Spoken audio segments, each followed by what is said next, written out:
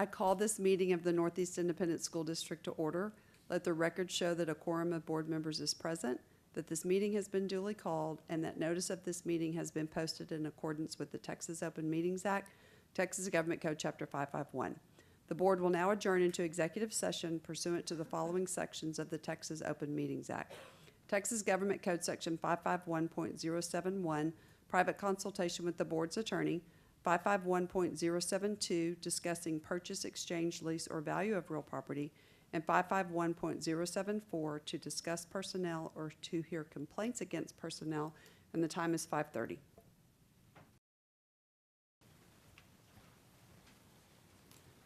The board will now reconvene into open session. The time is 6:25.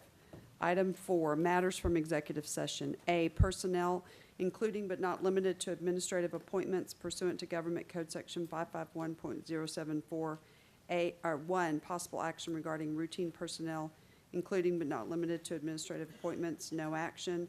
Item 2, Executive Director of Student Support Services. Do I have a motion to approve as presented in an executive session? So moved. Thank you, Mr. Wheat. Do I have a second? I'll second. Thank you, Ms. Williams. There can be no discussion. All those in favor say aye. Aye. Opposed, the motion carries. Item 3, introductions. We don't have any introductions. Item B, possible action regarding purchase, exchange, lease, or value of real property pursuant to Government Code Section 551.072, no action. C, possible action regarding consultation with board's attorney pursuant to Government Code Section 551.071, 1, pending and or possible litigation, no action. Item 5, new business for possible board action. A, business services. 1, possible action regarding notice of public meeting to discuss budget and proposed tax rate. Mr. Villarreal. Yes, Madam President, members of the board, Dr. Gottardy, executive staff, and guests. This is something we bring to you every year to set up the budget, approval of the budget and tax discussion for June 21st. It's per section 44002 of the Texas Education Code. It's just it's to set up the public meeting part. Okay.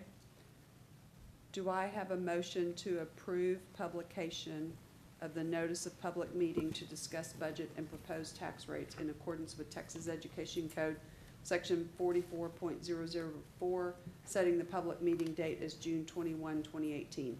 So moved. Thank you, Mr. Jaso. Do I have a second? Second. Thank you, Mr. Trevino. Is there any discussion regarding this? Seeing none, all those in favor say aye. Aye. Opposed, the motion carries. Item 6, presentations. A, budget study session number 2. Mr. Villarreal. Yes, Madam President. I have Brian Moy, our Executive Director of Accounting and Finance, and Susie Lackhorn, our Director of Budgets, to do this presentation. But we bring to you today what we discussed last week. Part of it will be the maintenance operation, the tax rate options. Okay. So Brian will be discussing those and what we feel we might be able to do as far as compensation. Okay, thank you. Okay, thank you, Dan. Good evening, Madam President, members of the board, Dr. Gottardy, executive staff, guests.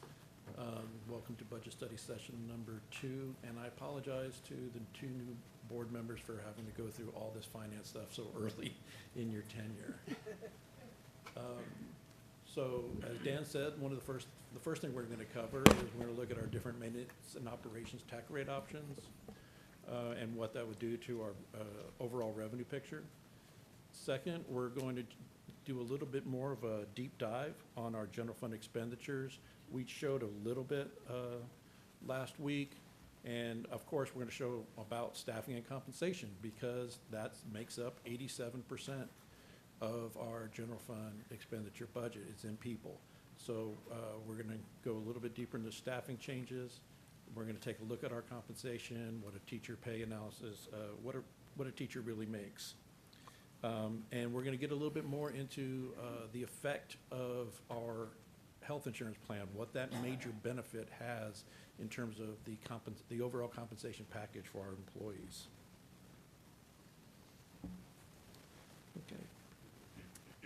Okay, so this is where we left off the general fund discussion last week.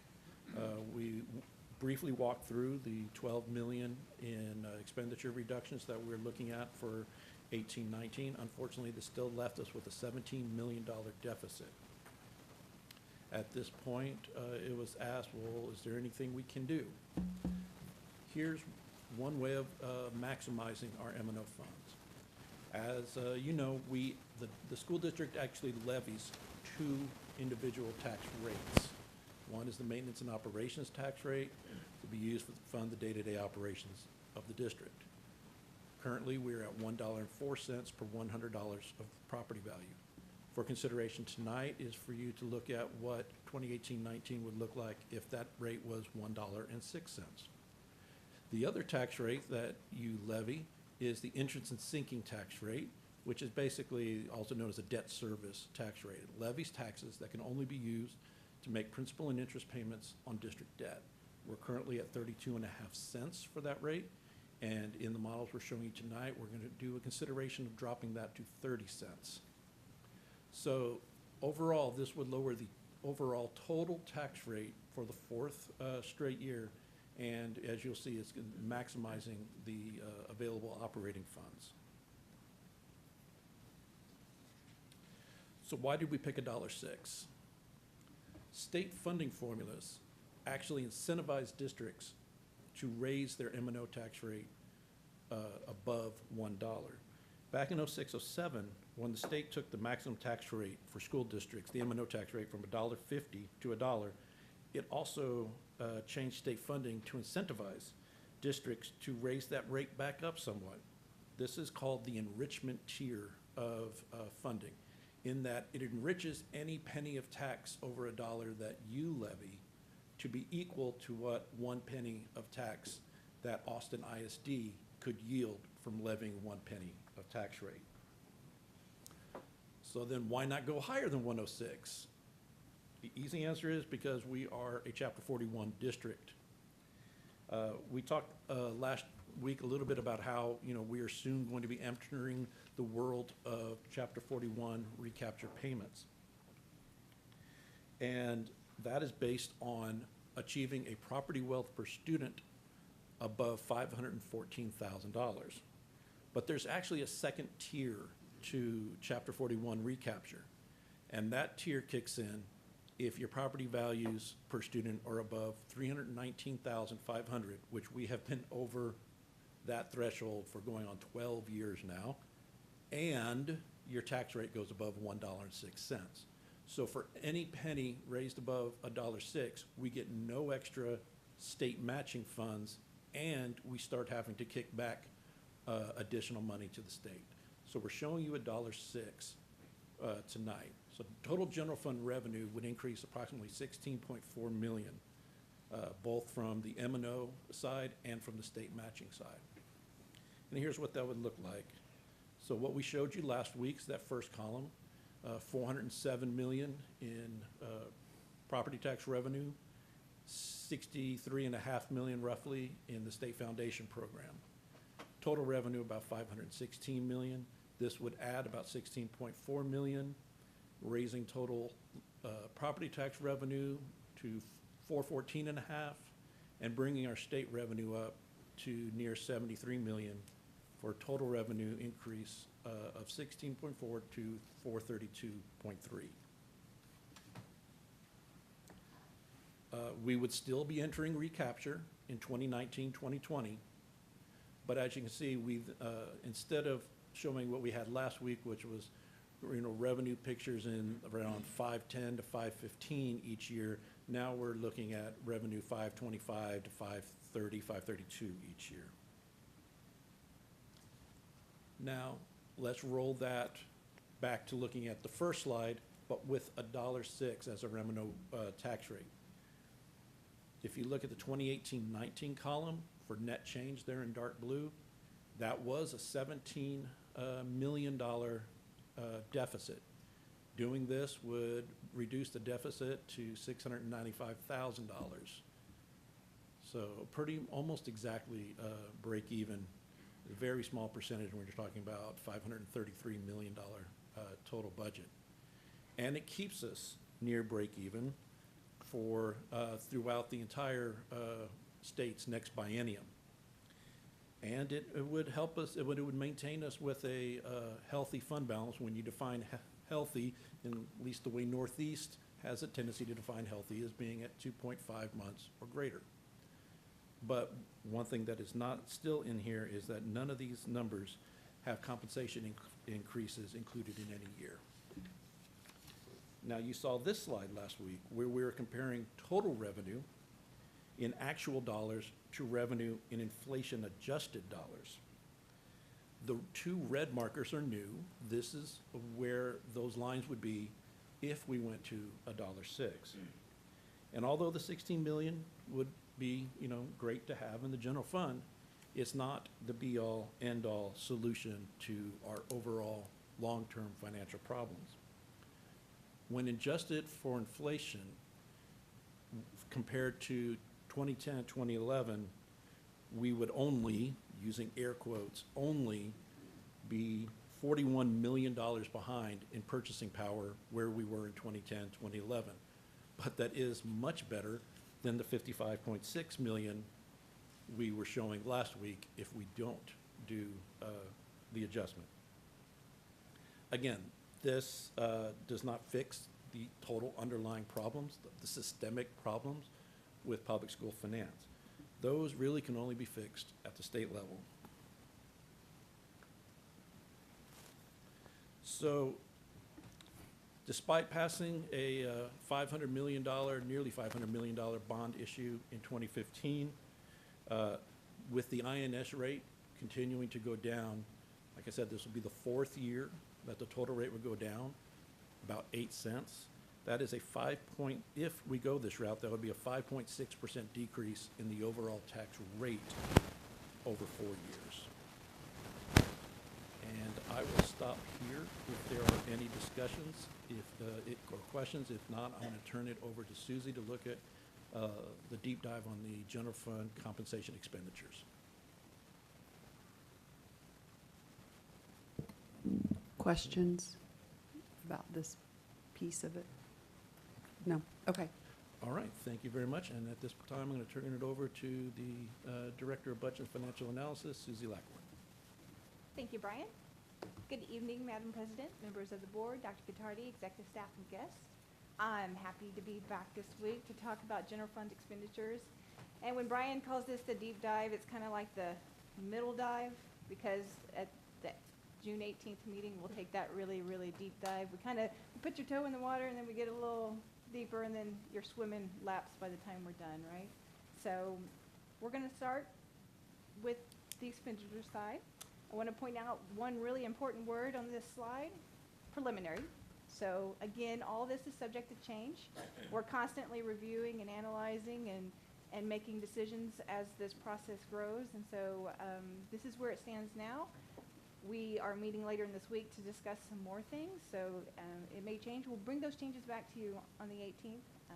Just wanted you to be prepared. So let's look at some of our major assumptions for expenditures in 18-19.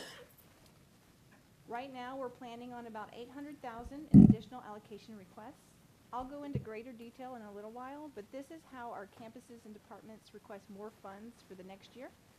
I'll walk you through that process and show you examples whenever we get there. We're also assuming $1 million in additional funding for the district's share of health insurance. We talked quite a bit about that last week, how we raised the rates for what the district contributes in January. So in 17-18, we had 6 months at one rate, and then we raised that rate. And so we've had 6 months for the current year at that new higher rate. Next year, we're planning to keep that higher rate, so it'll be 12 months. So when you compare this year to next year, it's a slight increase. We also anticipate no increases to our employees, which is a great thing. So part of this contribution helps offset that. The last three items are part of the $12 million in cuts we've been talking about for a while now. $7.3 million for changes in staffing, and we're going to go into more detail on that. $500,000 to changes in central office staffing. Those changes we are meeting about later this week, and we'll get more details about that later.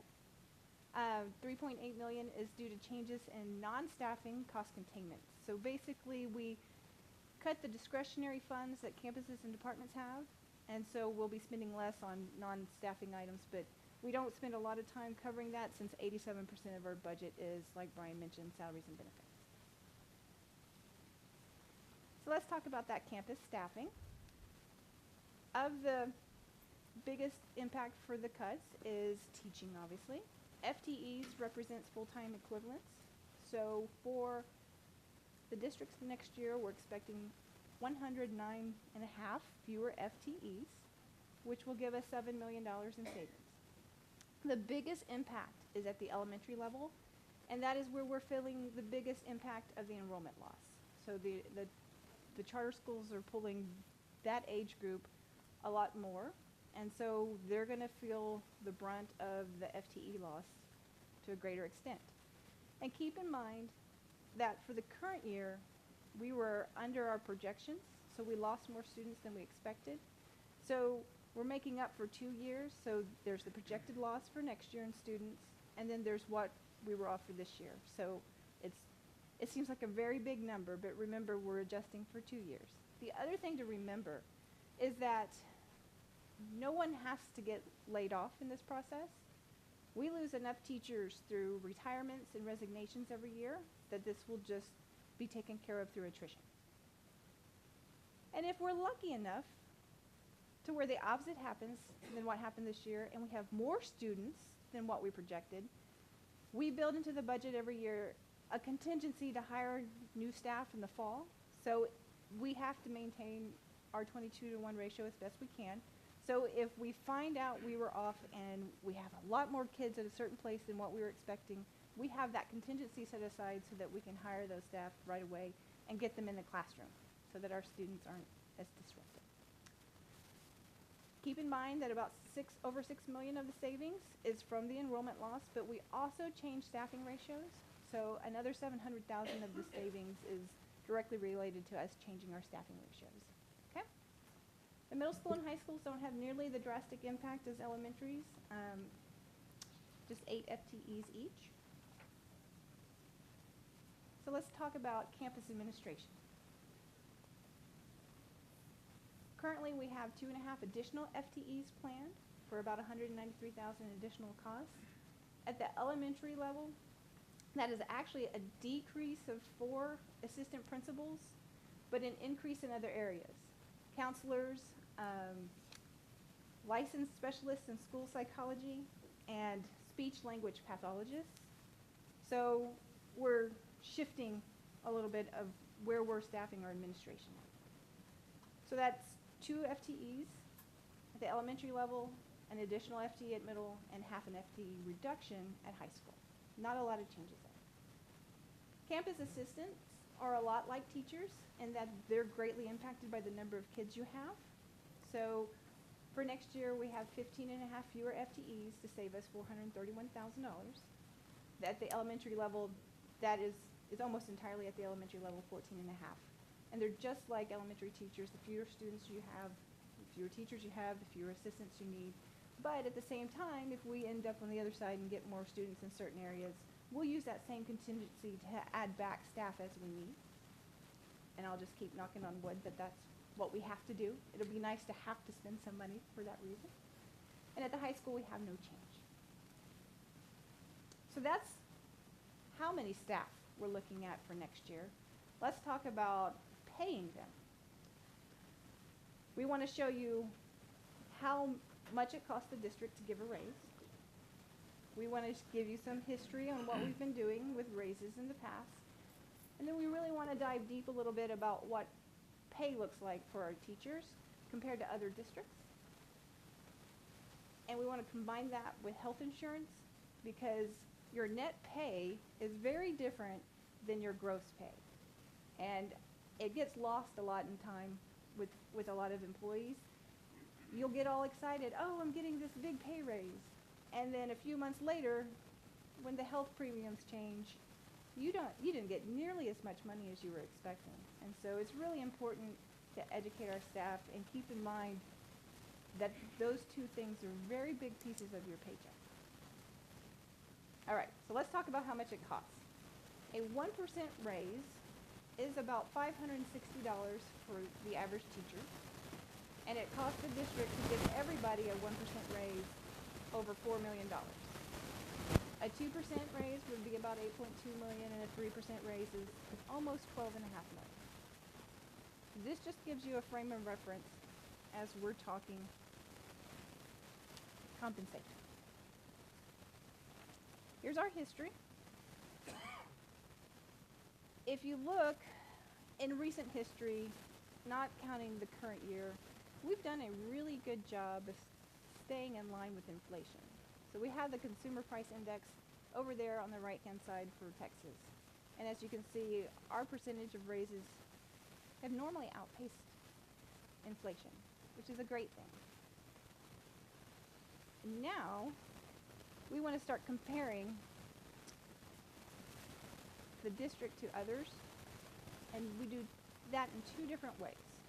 One is we look a lot at Bexar County and the districts within Bexar County, because they're the ones we're competing with for the teachers in the area.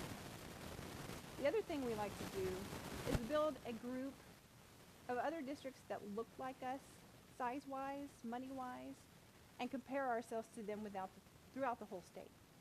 So our first column here has Northeast stats, enrollment, our percentage of kids who are economically disadvantaged, how much we get in M&O funds per student, and our property value. When we looked through the state and all the stats, we found these school districts that look kind of close to us. Clear Creek, Conroe, Fort Bend, Klein, Louisville, our neighbor next door, Northside, and Round Rock. And we give you here the minimum and the maximum and the average of that group of districts so that you can get a feel for what we're comparing ourselves to. All right, so let's take a look at how district contributions to health and life insurance compare between us and those groups. We go back 5 years to 2012. Northeast was giving just over $3,800 per employee for health insurance, and the life insurance is a very small piece, but it all goes into the same account. If we took the average of the Bexar County school districts, they were only giving $3,300. Same thing for our state peers. So on average, we were giving $500 more per employee than both the average of Bexar County and the average of our state peers. 15% more. And over the years, that trend is we've actually outpaced them. So now in 2017, which is our last complete fiscal year, we gave $4,785 per employee for health insurance versus $4,000 for our Bexar County school districts and $3,751 for our state peers. So we've increased our contribution by 25%, over 25%. The Bexar County ISDs only did 21%, and the state peers only gave 13%. So you can see we kind of have a different philosophy than a lot of other districts in that we're very conscious of that health insurance number and definitely make it a priority in our compensation plan. Okay? So part of our fun research for the week was looking at all the other plans that compare to us. At Northeast, the majority of our employees are in the 80-20 low PPO plan. So we went out and pulled those state peers in the Bexar County districts, and we looked at their plans and tried to find the ones that most compared to us. Wasn't always an easy thing to do. So a lot of the plans that looked kind of like ours had a very tight network. You could only go to these hospitals or this network, whereas ours is much broader. It still has in-network and out-network, but it isn't limited to one hospital chain. So here's a sample of how we compare in all the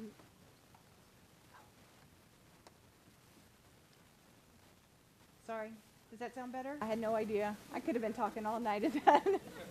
Okay. So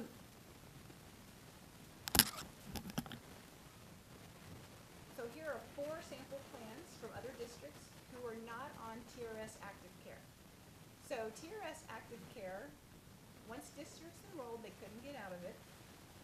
And their plans, their best plan looks a a lot like our 80-20 plan, but they're no longer taking enrollees next year. So this is it for them. And it's nowhere near as financially stable as our plan. In our state peers group, 3 of the districts in that state peer group use TRS Active Care. There are 4 districts in our Bexar County group that use TRS Active Care. So down there in the bottom where I say average, we're averaging all of the districts in our groups that use TRS Active Care, and so that's the average contribution per employee for everybody on TRS Active Care. So as you can see, despite the fact that the deductibles and the out-of-pockets and the office visit prices are relatively similar, those premiums start to vary quite a bit. Our employee-only monthly premium is $107. And even in employee-only, the other plans aren't terrible. Some of them are, over 200. And at TRS Active Care, the average for every district on that plan is $346. More than 3 times what we're doing. It gets even worse when you drop down to the other categories. Employee-child. District employees contribute $243 a month per employee-child. But no one else is less than $500 a month. If you jump down to employee-family, which is my plan, and you look at the over $1,000, you have employees paying over $1,000 a month for coverage for this.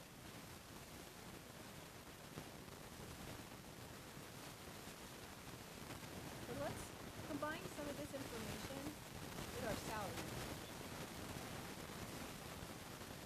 Average teacher pay at Northeast ISD is $55,441. If we average Bexar County, it's over $56,000. And if you average our state peers, it's over $57,000. It looks like we're paying a whole lot less. But if you start factoring in how much you have to contribute for health insurance out of your employee paycheck, things look a little different. So if you're on the employee-only plan, you're going to pay $107 a month. And so that takes your monthly pay from $4,620 to $4,513. For Bexar County, the average was $213, which brings their monthly net pay down to $4,474, which is less. Even though they're paying more than what we are in total salary, when you factor in that employee premium, they're now bringing home less than what Northeast employees. State peers almost was exactly the same. So just a little bit $13. But when you move down to, again, those other categories get much worse. Employee-child, Bexar County districts average $274 less a month take-home pay than what Northeast employees. $238 for state peer districts. So, if you multiply 274 times 12 months, $3,200 difference that Northeast employees get to keep versus Bexar County districts where they may have a bigger salary, but they have a much lower net. And it gets even more terrifying from my perspective whenever you get onto the other plans. The employee spouse, the difference compared to Northeast is $443 versus Bexar County and $543 versus state peer group. And then employee family, $583 versus $616. So you're looking at, that $616 over 12 months is over $7,000 a year. So I can't imagine taking a $7,000 pay cut. So as we do these slides, I'm always so grateful to be working for Northeast. Just so you know. I'm very grateful for your focus on our health. Very important. All right, any questions on pay and health? Otherwise, I'll move on to additional allocation requests.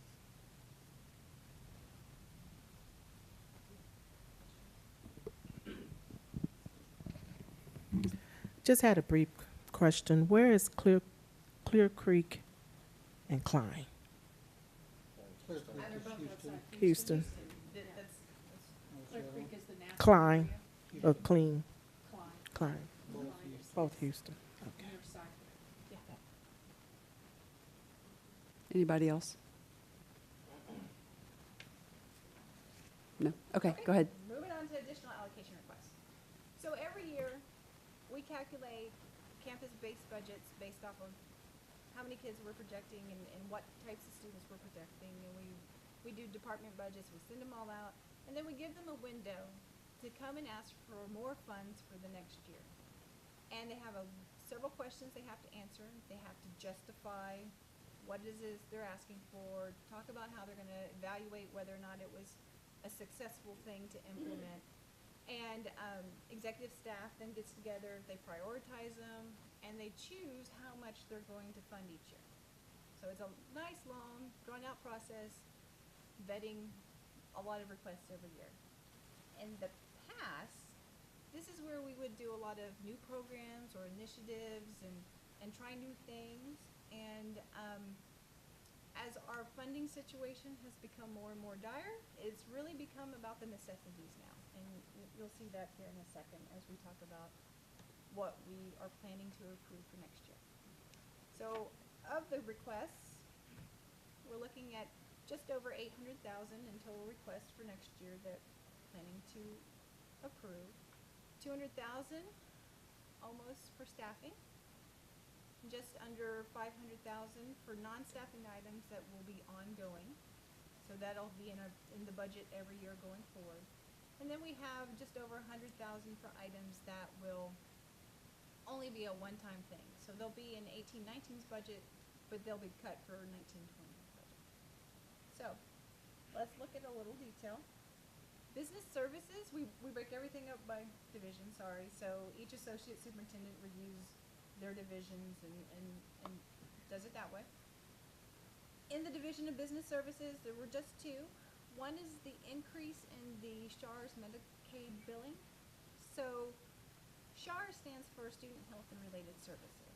And students who are Medicaid eligible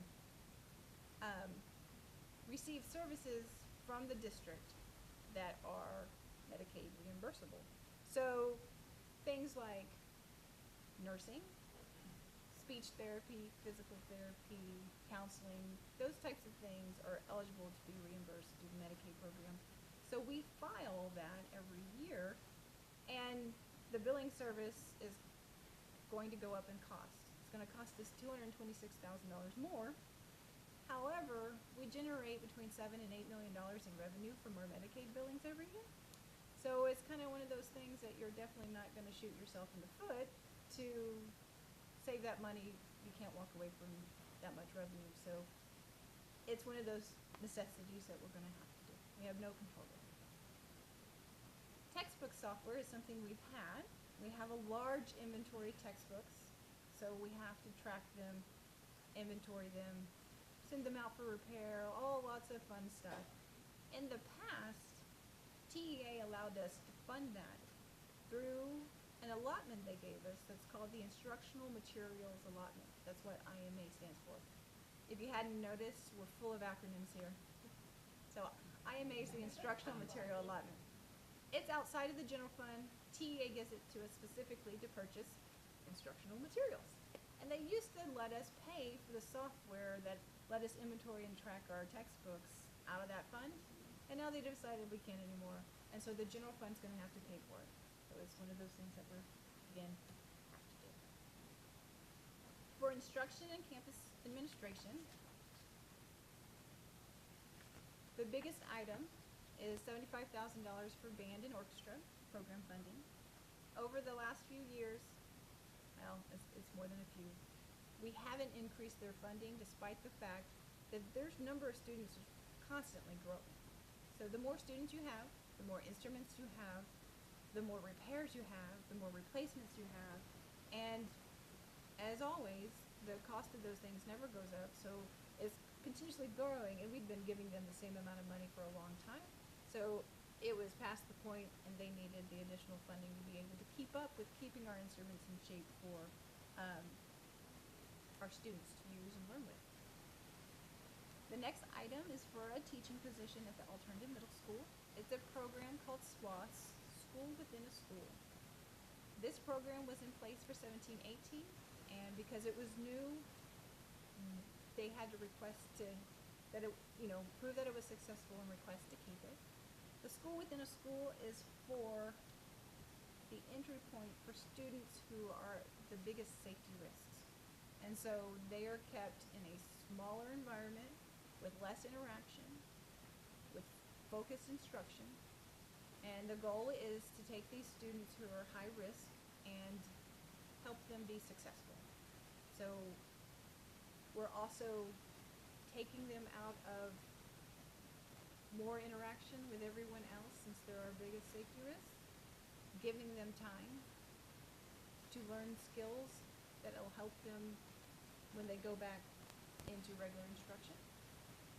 And since this program was pretty successful last year, we'd like to continue it for one more year, going forward.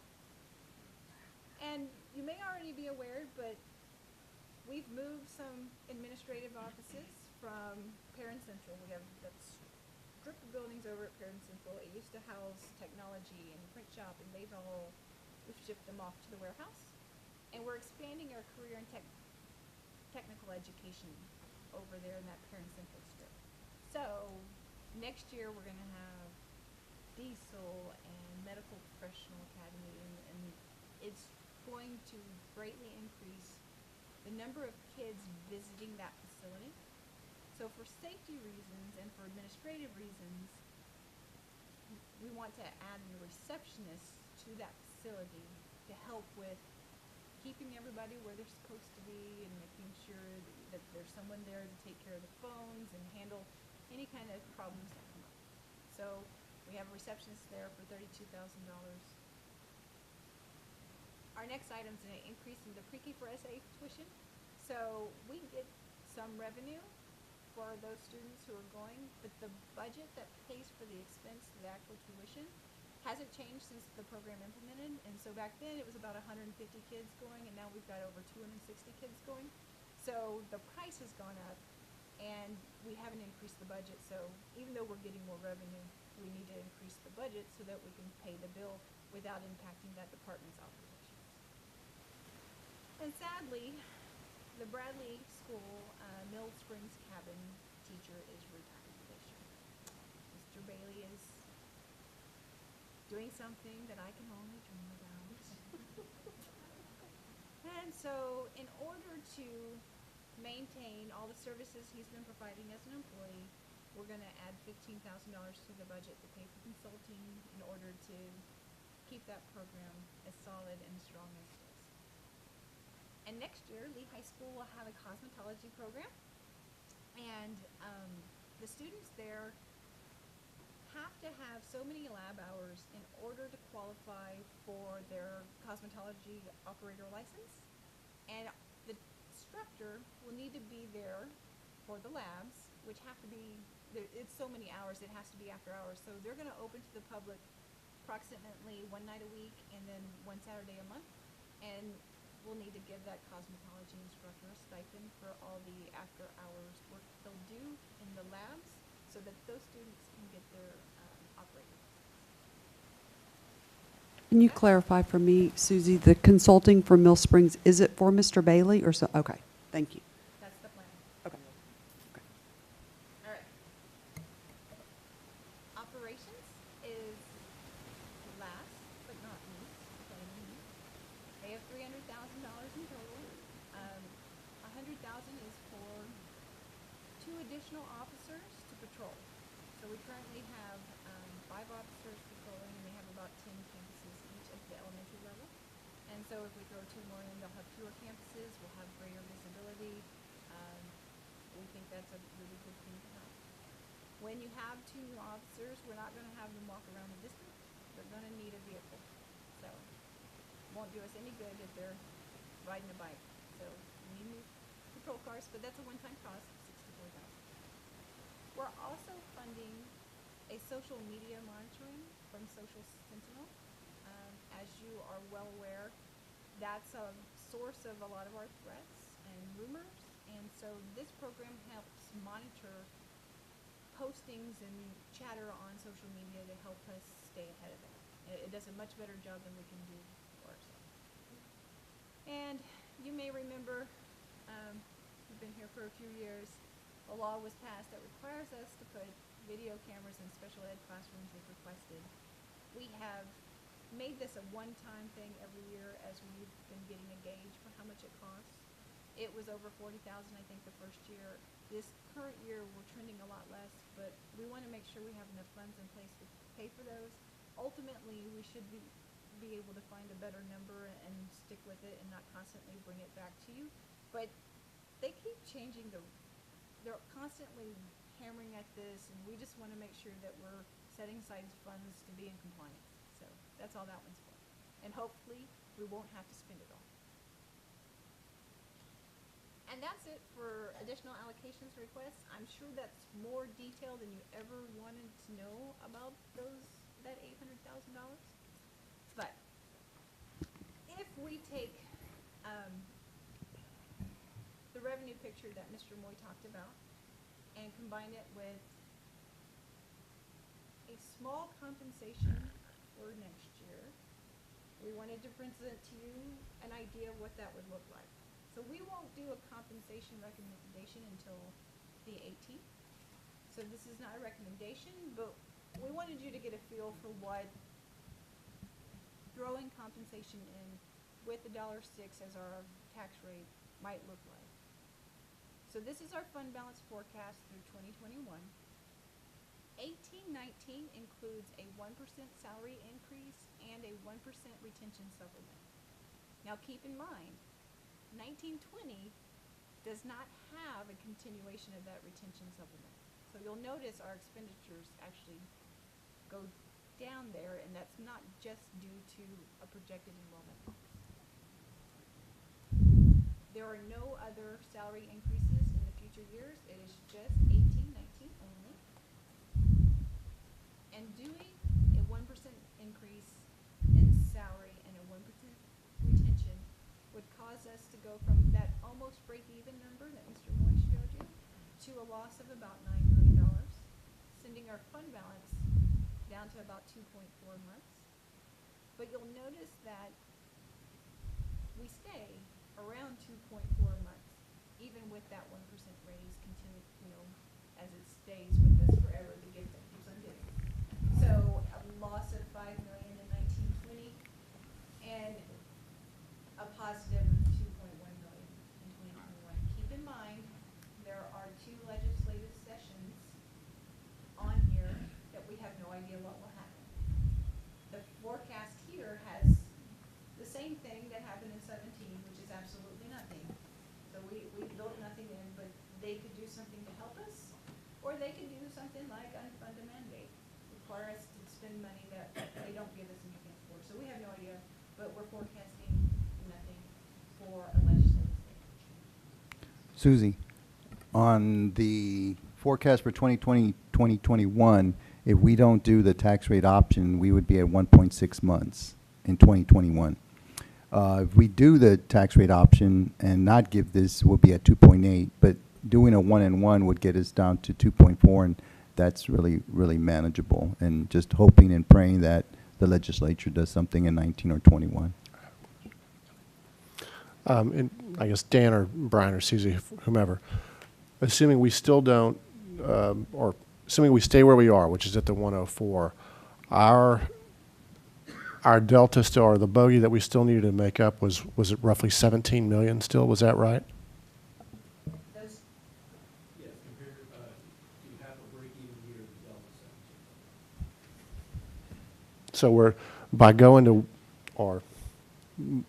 106, we close that a little bit, to the almost 9 million that you're talking about, which still is negative, but gets us to the number of operating months that I think we But would feel this is comfortable. adding a compensation. Correct. Whereas the 17 million had no Had- compensation, Great point. That's right. right? The 17 million deficit had no compensation, and the slide where we show a $695,000 deficit had no compensation. So the compensation would take us from, roughly 700,000 deficit to 8.9 million deficit. But when you have 113 million sitting in fund balance, if we are managing it well the out years, that's definitely, it's doable. So we went from that $695,000 loss to almost $8 million more, or just over $8 million more. If you remember, 1% cost you just over $4 million. So with a 1% raise and a 1% retention, you end up That gets you your 8. losing over 8. So will you also remind me, with staying at the $4, 1920, was that also a 1.5 fund balance? I think we'd started at 1.8, and then the following year we'd be at 1.6. It was less than 2 though, Yes, right? yes, ma'am. We would be hitting. So less it than was two. only 18, 19 that we were above the 2, Yes, ma'am. and then we dropped below that. The do nothing was 2.3 months at the end of 18-19, 1.9 at the end of 19-20, and 1.6 at the end of 2021. Okay. And dipping back below 2 again really puts us in a critical position. Just for whatever might be unforeseen, right? We just would not have the wherewithal to conceivably recover from something. Correct, because even though fund balance isn't cash, it has a big play into our cash management process. And we don't receive property tax funds in July, August, September. And so we need to have funds on hand July, August, and until the 3rd week of September in order to pay the bills. We need to have cash to clear the checks, because we usually get our first large state payment in the 3rd week of September.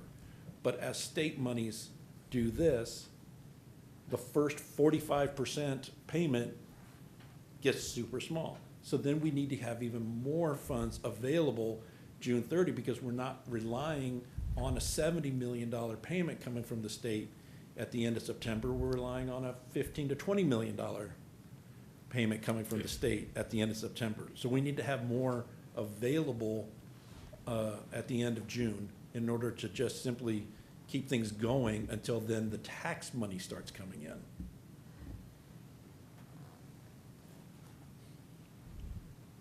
I'm not sure you were ready for us to ask questions, sorry.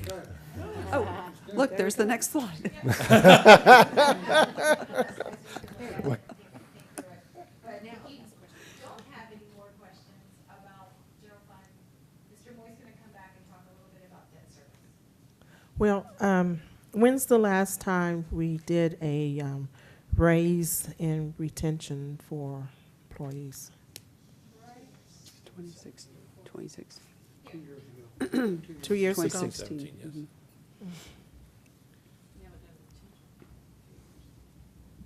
Yeah, we haven't had a retention since 1514, but we've had raises consistently.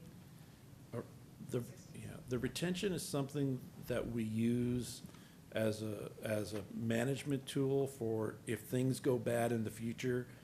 It's something that unfortunately can be non-renewed, taken away, and as opposed to a base salary. That continues on forever. So that's why you saw it a lot in 8, 9, 9, 10, 10, 11. The last time this district was going through some austere times, knowing what the ledge was most likely going to do in 2009 and again in 2011. They cut $5.4 billion out of education in 2011, but they very well could have done it in 2009, but the federal government came to the rescue and the state supplanted their funds with federal funds. So we started doing, using the retention as a tool, but if you know that funds are be consistently coming in, then that's when we say, well, why don't we just put it into base salary? Because that also affects the teacher's retirement, the TRS. If it's in your base pay, that goes towards your higher pay for years of service. If it's in retention, that is not TRS compensable pay. So it's like merit pay based on performance? No, it's like, thank you for sticking around for the year, so we're going to give you a 1% bump in June. Thanks for not leaving us.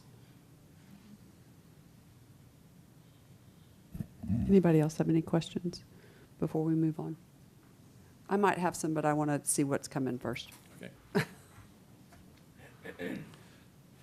Okay, so we talk a lot about the general fund. Well, we have to. It's 550 some odd $million, soon to be 530 million, unfortunately, with our cuts.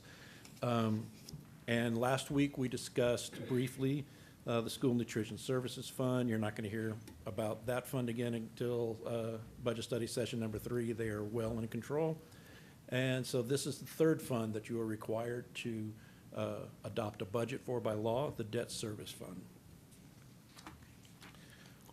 One quirk of being a school district whose fiscal year is July to June is that, as opposed to September to August, which other school districts are, is that you will adopt a budget for the period July to June and the debt payments that fall within that 12-month window. But we calculate what the interest and sinking tax rate must be to cover debt payments from the window of September to August. So September to August skips the prior February payment, which is actually in our fiscal year, but it captures the next August payment, which is not in the fiscal year. So there's always a little bit of reconciling that we do. I like to say, just trust us, we'll bring you the right rate. So for July to June, the expenditure budget will be a little over $121 million. We have $109 million in just our required debt service payments for our tax-funded bonds, and just under $2 million interest payment on our qualified school construction bonds. Now, those are not paid with INS tax dollars. 93% of the payments, the interest payments on those bonds are paid for with a federal subsidy. It used to be 100% before sequestration kicked in about 4 or 5 years ago. And the remaining portion of that we cover with a transfer from the general fund. And the budget will also include $10.5 million in bonds that are called. If you remember, we have a situation when we issue variable rate debt that has a lot of different provisions we can apply to them, where those bonds come in at a very low rate, anywhere, from, we'll get to it in a second, like 1.5% to 2.4%, but we are allowed to levy an INS tax as if those bonds had an interest rate of 5%. We take that extra tax collection, pay down principal early. So this 10.5 million is roughly 6 million of that tax collection.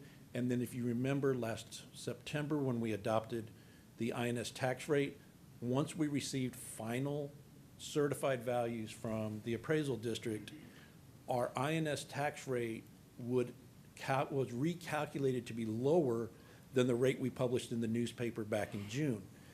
So we brought to you a resolution that says, let us pay off extra principal instead of republishing and lowering the tax rate. Districts do that all the time because you're publishing in the newspaper based on one set of assumptions, and then lo and behold, you get a different set of assumptions. We're probably going to bring that to you again this year, depending on what we set the tax rate at.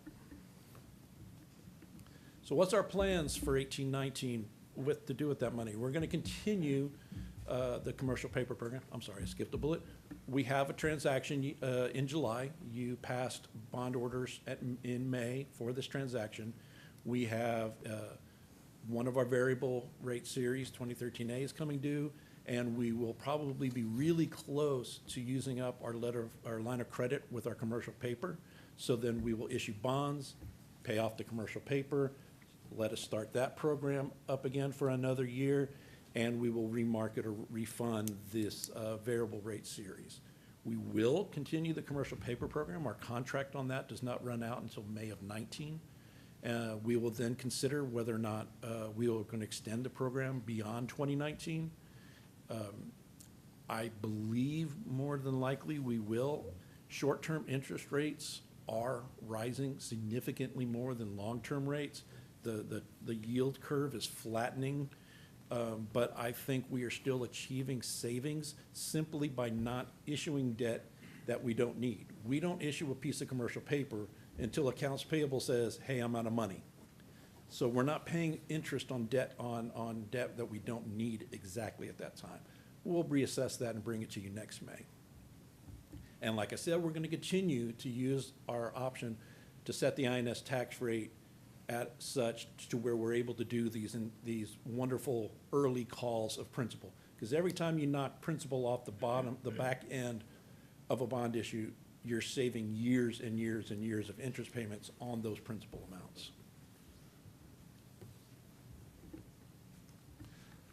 So what would we do with the tax rate? Well, we could either maintain the INS tax rate at 32.5 cents where it is, use all the excess collections to call bonds, where we would be looking at over 18 million in calls, or we lower the INS tax rate to 30 cents, as we just, if we decide to go with the $1.06 route on the M&O, we could lower the INS rate to 30 cents.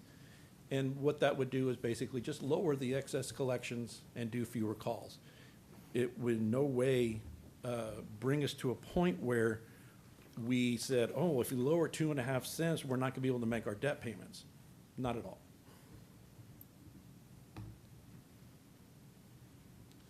And why is that? Because we have the flexibility. We only issue commercial paper when needed. We utilize variable rate bonds. And even last year when we decided, we closed out the first round of commercial paper. We had about 90 million in commercial paper outstanding. We issued 45 million variable, 45 million fixed.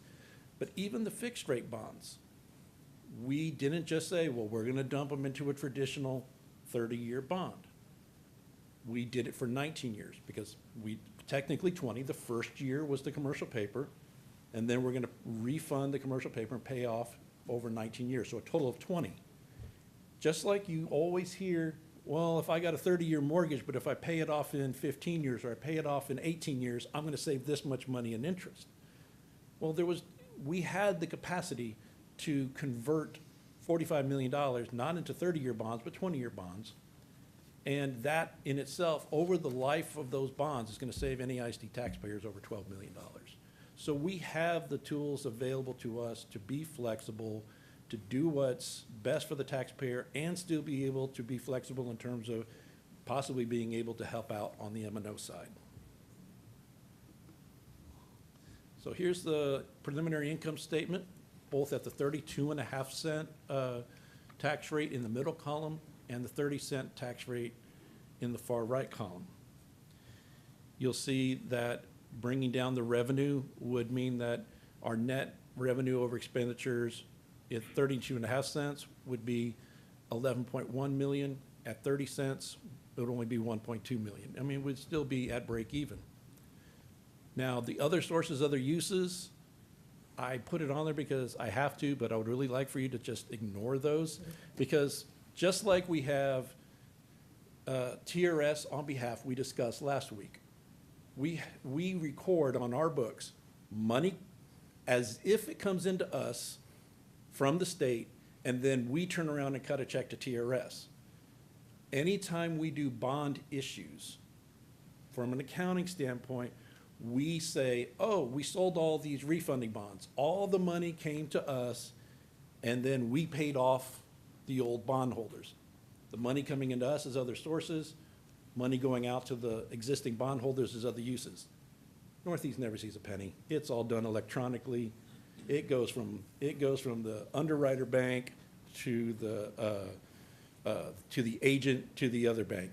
So, but we have to record it as if it flowed through our own bank accounts. So that's all those humongous numbers you're seeing in other sources, other uses, is simply paper transactions for just so that we can satisfy our accounting and audit requirements. The difference there of the $1,850,000 is the amount that the general fund is transferring annually into the debt service fund, so that we're accumulating funds to be able to eventually pay off the QSCAP principal in 2027. So that's a pretty sizable fund balance when you get down there. 151 million if we were to tax at 32.5 cents, and 141 million if we were to tax at 30 cents. Isn't that a little excessive? Yes and no. well, no, actually. It looks large, I'll tell you that, but it is not excessive. Because remember, we're on a June year end for budget, we're on an August year end for tax purposes. So that fund balance includes the amounts that we're voluntarily setting aside to eventually pay off the QSCAP principal. It includes all the funds available to do calls the next year out. And it includes money that we would need to pay off the August 2019 payments, because we don't have any money coming in to do that. So we have to have enough fund balance to have these first two things reserved and to make all the August 1st, 2019 payments. So if you take out away all the reserves, we're sitting at about 55 million of fund balance, which is a nice, decent amount. If we were, for some reason, to have a property value decline like we did in like 2010, 2009, it would mean that we wouldn't necessarily have to go to the voters and say, oh, sorry, we're raising your INS rate. I know we lowered it 4 straight times, but now we got to jack it back up. We would have the flexibility to say, do we think this is going to be a long-term issue? If not, can we eat and run a little bit of a deficit in the INS fund for a year or two and not have to raise the property taxpayer's tax rate? And that's it on the debt service discussion. I know there's pending questions, so if you want to go back to, by the way, that's the end of the presentation for tonight. Just as a reminder that our next budget study session is June 18th. But we are happy to go back to any part of this presentation tonight. Questions? Yeah, Brian, if you have just a couple of things I wanted to go through. I know you talked about the INS just a second ago. I'm just trying to figure out any advantage to keeping the INS where it is, and any disadvantage, sort of worst case, if we lower it. Is there a worst case where we get in trouble? No, because not only would we have to pass a resolution to say that our tax rate we want to set is going to be higher than the rate that Truth in Taxation Calculations says is the max allowed. So therefore, we would be coming to you saying we're having to do bond calls. We are also on all of those variable rate bonds where we're assuming the interest rate is 5% and recalculating what the tax rate needs to be to pay off 5-cent coupon payments instead of 1.42% coupon payments. That is totally voluntary. If we could ease back on that, again, do we think it's great to pay off debt early? Yes. Are we going to get in trouble if we don't? Absolutely not. This is all voluntary. So Okay. we have capacity, is what I'm saying, in the INS fund. Okay. And I know we've talked a little bit about the historical tax rate comparison going back 4 or 5 years. I'd kind of like to know a little more about going back maybe even 20 years, back to 1998. Absolutely. Susie, if you can get to that slide.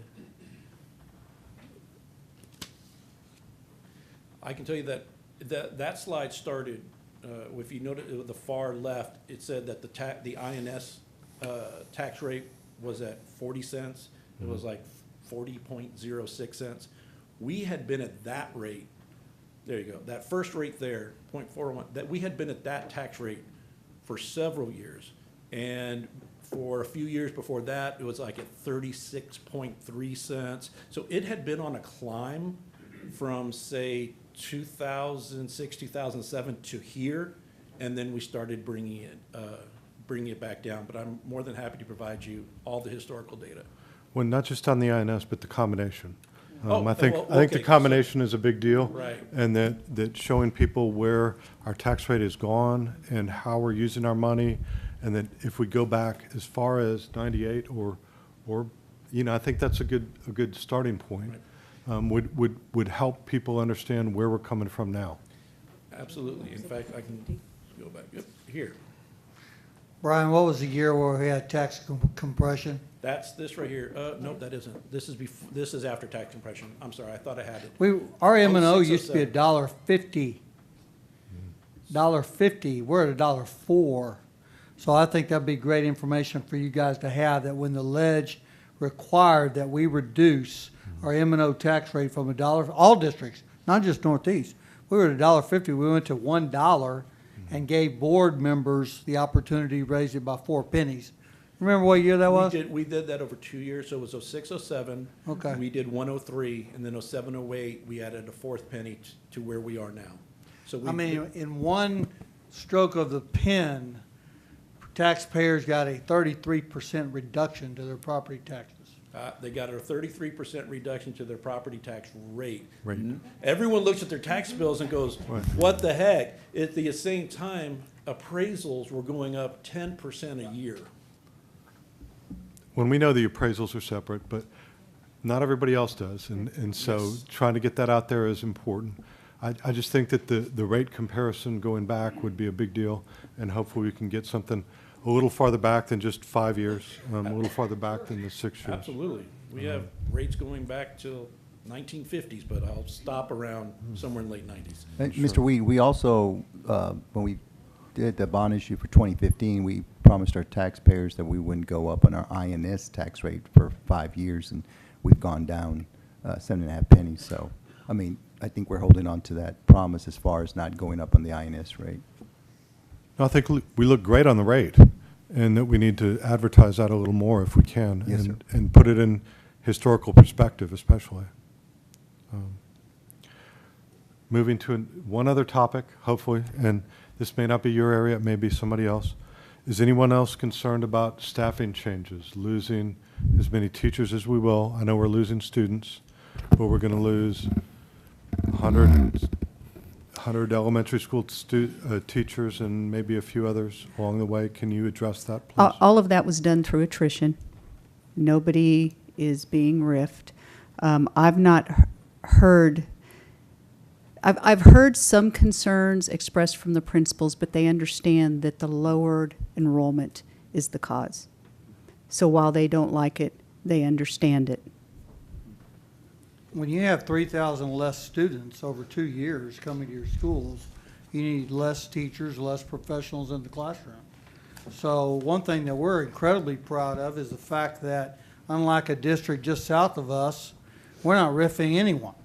We're not riffing a custodian. We're not riffing a teacher, a counselor, an administrator. No one's going to lose their job.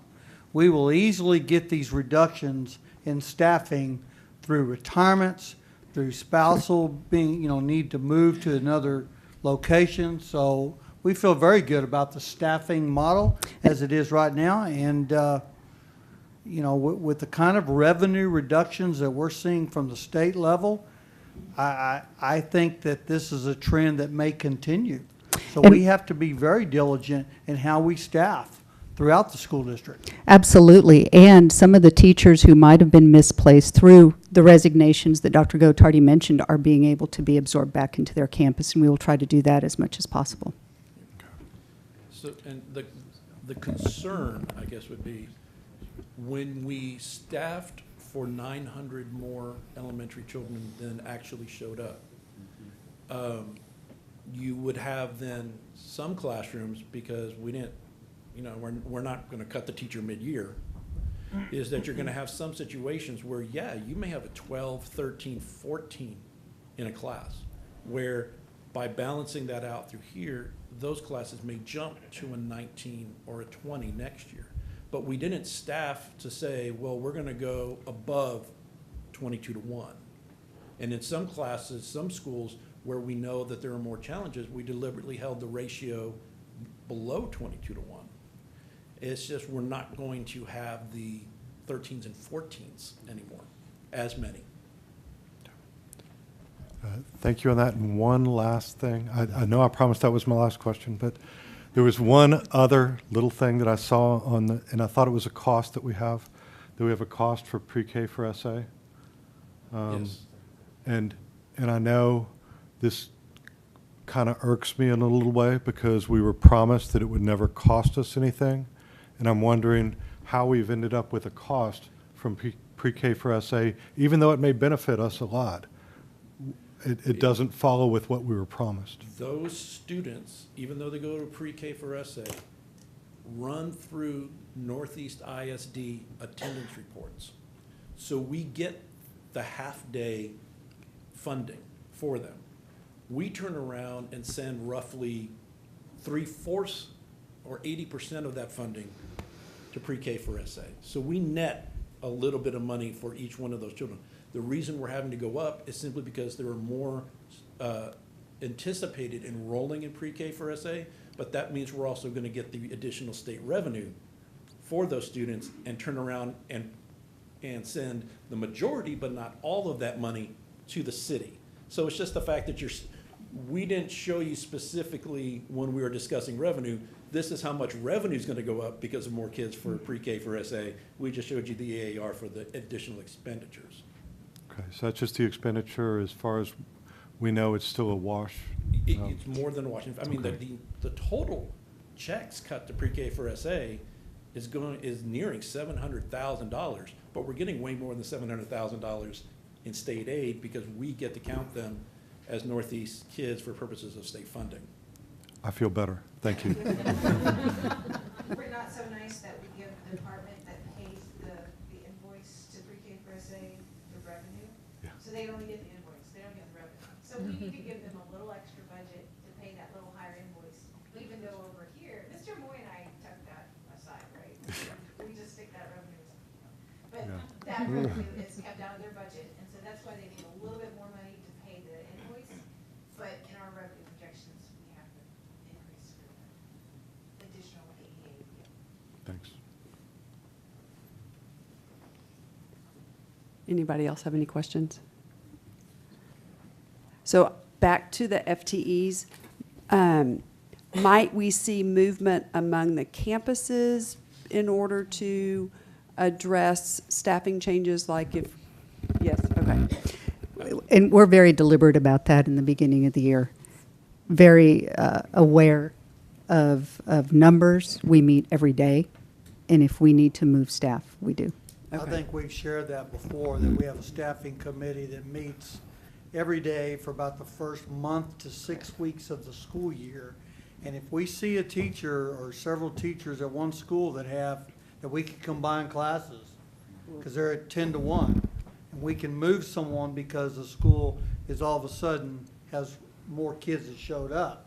We will take a teacher 2 or 3, 4 weeks into the school year and move them from one school to the next school. And that's not an easy thing to do. Those 20 or so kiddos have gotten to know that one teacher very well, and so have the parents. But that's a $60,000 Right. decision. Okay. So we make those decisions daily, and it has worked out very well. In fact, this past year, I don't remember us having to actually dip into the contingency fund almost at all because we moved people around. We were able to move, but I do want you to know that the conversation is very thoughtful. It is not just numbers.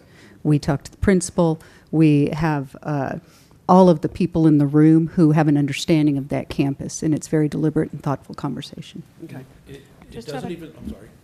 Well, just out of curiosity, are those teachers, when they're moved sort of abruptly like that, are they given assistance by the district to get their classrooms moved from one campus to another? Because I'm thinking of the time they've already spent setting up those classrooms, and then I understand greatly the need to move them, but then that physical move of getting everything from one campus to another. As far as I know, the teachers take on the move themselves. Oh, wow. They might have help moving material to the car, but we do give several days for them to make this transition. So that's my understanding of how it I'm happens sure- at this and time. I don't have any concrete evidence here, but I'm sure that campuses, custodians help with teachers packing up their stuff, moving stuff to their cars. We assist, but is it an absolute every time? Some teachers probably move much easier than other teachers, so it's a case-by-case basis. And I was talking about the transportation. They move from that campus to the new campus. I'm not saying there's not assistance in getting the material to the car or out. Yeah, and Miss Hughey, as a former principal in the district, I will tell you when that happens, the entire school community chips together to make that happen, both at the outgoing campus and the incoming. That's better to hear. Okay, thanks. One other thing I wanted to add is, as we're going through these daily meetings, we have years of historical daily enrollment by grade level, by school. So if we're looking at a report and going, well, this school's sitting at 3 sections and they're sitting at, 14, 13, 12, well, we need to pull and move.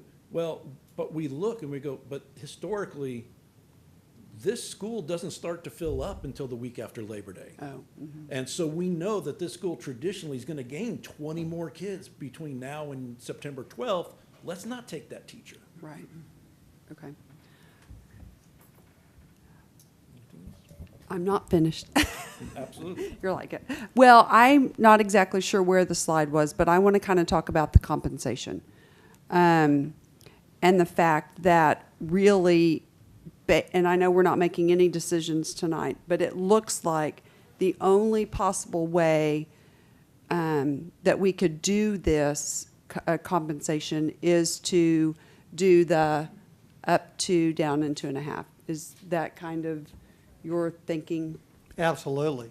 If we do not approve this tax option, we would not be bringing to you any compensation at all. There would Okay. not be any pay raise, there would not be a retention supplement. The only way we talked about being able to pass along a 1% compensation as well as a 1% retention is if we go down on the INS 2.5 cents and go up on the M&O 2 cents. And as you can tell by the revenue that we receive from those extra 2 pennies, that's how we can make it happen. But if we don't do that, we will not be recommending to you Okay. that compensation package. Okay. And June 21 is when we do the tax rate? No, I June mean- 21 is when you adopt the budget. Adopt the budget, And there's okay.